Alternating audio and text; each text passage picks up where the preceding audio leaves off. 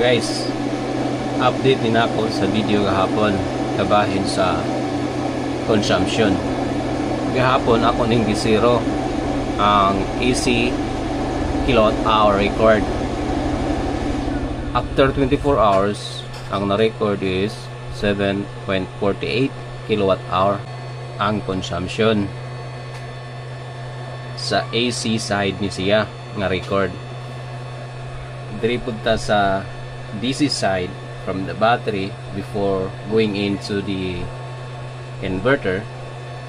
Ang na-record sa DC wattmeter is 8.50 kilowatt hour, which is bigger than the AC. So naa siya losses nga 1.1 kilowatt, 850 7.49 after 24 hours. Based sa kuha per watts, let's assume para dali ra kwintahon 300 watts ni siya.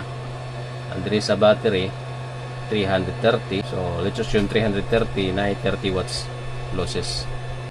100 watts consumption na losses nga 12 watts based sa ako ang inverter.